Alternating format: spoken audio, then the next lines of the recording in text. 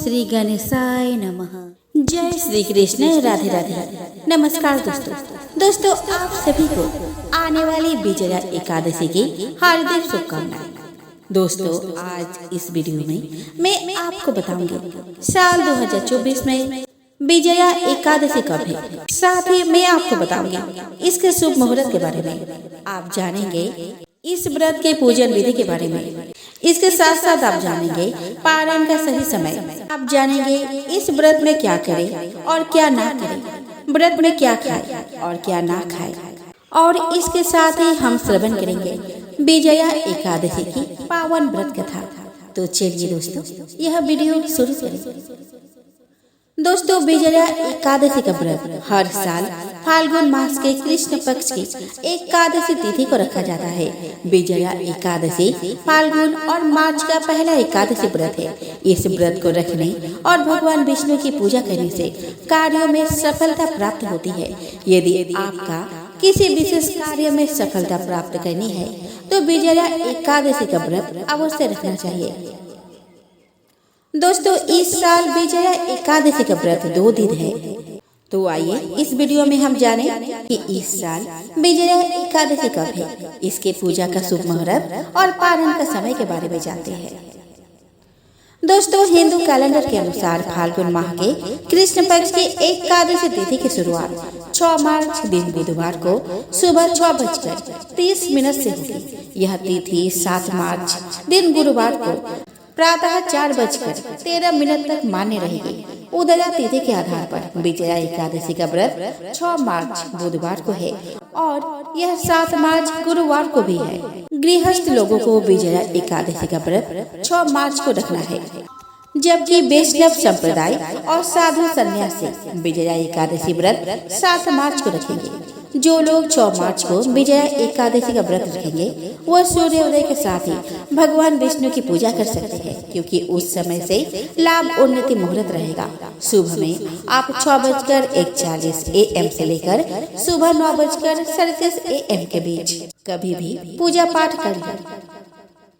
वही जो लोग 7 मार्च को विजया एकादशी का व्रत रखेंगे वे सुबह से शुभ उत्तम मुहूर्त 6:40 AM से 8:08 AM के बीच पूजा कर सकते हैं। गृहस्थ लोगों को विजया एकादशी का व्रत पारण 7 मार्च को दोपहर के बाद करना है।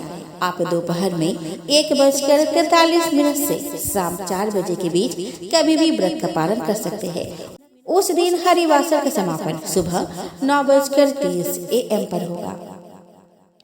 जो लोग 7 मार्च को विजया एकादशी का व्रत रखेंगे वे 8 मार्च को सुबह 6:38 AM से 9 बजे के बीच कभी भी विजया एकादशी व्रत का पालन कर सकते हैं। 6 मार्च को विजया एकादशी के दिन व्यतिपात योग सुबह से 11:33 AM तक है। उसके बाद से वरियान योग होगा। उस दिन नक्षत्र पूर्वाषाढ़ा सुबह से दोपहर 2:52 PM तक है। उसके बाद से उत्तराषाढ़ा नक्षत्र है। उस दिन ब्रह्म मुहूर्त 5:02 AM से 5:51 AM तक है। दोस्तों विजया एकादशी का व्रत रखने से व्यक्ति को हर कार्य में सफलता प्राप्त होती है। भगवान विष्णु के आशीर्वाद से पाप मिटते हैं और मोक्ष की प्राप्ति होती है। दोस्तों हिंदू धर्म के अनुसार एकादशी व्रत करने की इच्छा रखने वाले मनुष्य को 10वें के दिन से ही कुछ अनिवार्य नियमों का पालन करना चाहिए। इन दिनों कुछ चीजों का सेवन निषेध माना गया है। दोस्तों एकादशी के दिन यथाशक्ति अन्न दान करें, किंतु स्वयं किसी अन्य का दिया हुआ अन्न कदापि ग्रहण न करें। किसी कारणवश निराहार रहकर व्रत करना संभव न हो तो एक बार भोजन करें। इस दिन दूध या जल का सेवन कर सकते हैं। एकादशी व्रत में शकरकंद, कुट्टू, आलू, साबूदाना, नारियल, काली मिर्च, सेंधा नमक, दूध, बादाम, अदरक, चीनी आदि पदार्थ खाने में शामिल कर सकते हैं। एकादशी का उपवास रखने वालों को 10वें के दिन मांस, लहसुन, प्याज, मसूर की दाल आदि निषिद्ध वस्तुओं का सेवन नहीं करना चाहिए। एकादशी के दिन प्रातः लकड़ी का दातुन न करें। इस दिन वृक्ष से पत्ता तोड़ना वर्जित है अथवा स्वयं गिरा हुआ पत्ता लेकर सेवन करे। नींबू, जामुन या आम के पत्ते लेकर चबा ले और अंगुली से कंठ साफ कर ले। यदि यह संभव न हो तो पानी से 12 बार कुल्ली कर ले। एकादशी के दिन व्रतधारी व्यक्ति को गाजर, सलजम, गोभी, पालक इत्यादि का सेवन नहीं करना चाहिए। एकादशी पर श्री विष्णु की पूजा में मीठा पान चढ़ाया जाता है, लेकिन इस दिन पान खाना भी वर्जित है। फलों में केला, आम, अंगूर, बादाम, पिस्ता इत्यादि अमृत फलों का सेवन करें। सूखे मेवे जैसे बादाम, पिस्ता आदि का सेवन किया जा सकता है। एकादशी तिथि पर जौ, बैंगन, सेमफली नहीं खाने चाहिए। इस व्रत में सात्विक भोजन करें। मांस, मदिरा या अन्य कोई भी नशीले पदार्थ का सेवन नहीं करें। प्रत्येक वस्तु को प्रभु को भोग लगाकर तथा तुलसी दल छोड़कर ग्रहण करना चाहिए। दोस्तों, ज्योतिष में ऐसा माना जाता है कि एकादशी के दिन तुलसी के पत्ते तोड़ने से घर में अपशकुन आ सकता है और जीवन में समस्याएं बढ़ सकती है। एकादशी में तुलसी की पत्तियां तोड़ने से व्यक्ति को कम से कम 11 सालों तक समस्याओं का सामना करना पड़ सकता है। इसीलिए कहा जाता है क्योंकि तुलसी को पवित्रता और सौभाग्य का स्रोत माना जाता है। एकादशी के दिन मुख्य रूप से माता तुलसी की पूजा की जाती है, क्योंकि मान्यता है कि एकादशी में ही तुलसी माता और शालिग्राम का विवाह हुआ था। इसी वजह से यदि कोई एकादशी के दिन तुलसी पूजन करता है तो उसे विशेष फलों की प्राप्ति होती है। वही इस दिन तुलसी की पत्तियां तोड़ने से उन्हें शारीरिक नुकसान हो सकता है, जिससे आपको कई नकारात्मक प्रभाव हो सकते हैं। यदि हम पौराणिक मान्यताओं की बात करें तो किसी भी एकादशी के दिन माता तुलसी विष्णु जी के लिए निर्जला उपवास रखती है। इसी वजह से इस दिन तुलसी में जल चढ़ाने की भी मनाही होती है। यदि कोई इस दिन तुलसी तोड़ता है तो यह ईश्वर के अपमान जैसा होता है। क्योंकि तुलसी की पत्तियां के बिना भगवान विष्णु को भोग स्वीकार्य नहीं होता, इसीलिए आप एकादशी तिथि लगने के एक दिन पहले ही तुलसी की पत्तियां तोड़ कर रख लें। इस दिन आप तुलसी के गमले के पास नीचे गिरी हुई पत्तियों को भी धोकर भोग में चढ़ा सकते हैं। यदि आप मंदिर में पुजारी से प्रसाद में तुलसी की पत्तियां लाती है तो उनका इस्तेमाल भी दोबारा भोग लगाते समय कर सकती है। यदि आपको एकादशी के दिन किसी भी वजह से तुलसी की पत्तियां तोड़नी पड़े तो इसे सम्मान पूर्वक प्रार्थना करते हुए और क्षमा मांगते हुए तोड़े, लेकिन पत्तियां तोड़ने का उद्देश्य सिर्फ पूजा से जुड़ा हुआ होना चाहिए। एकादशी तिथि के दिन आप तुलसी के विधि विधान से पूजन कर सकती है, लेकिन इस दिन इसकी पत्तियां तोड़ने से बचना चाहिए, जिससे आपके जीवन में किसी तरह की नकारात्मक प्रभाव न पड़े। आइए दोस्तों, अब हम श्रवण करें विजया एकादशी की पावन व्रत कथा। दोस्तों, धर्मराज युधिष्ठिर बोले कि हे जनार्दन, फाल्गुन मास के कृष्ण पक्ष की एकादशी का क्या नाम है, उसकी विधि क्या है, कृपया करके आप मुझे बताइए। श्री भगवान बोले कि राजन, फाल्गुन मास के कृष्ण पक्ष की एकादशी का नाम विजया एकादशी है। इसके व्रत के प्रभाव से मनुष्य को विजय प्राप्त होती है। यह सब व्रतों में उत्तम व्रत है।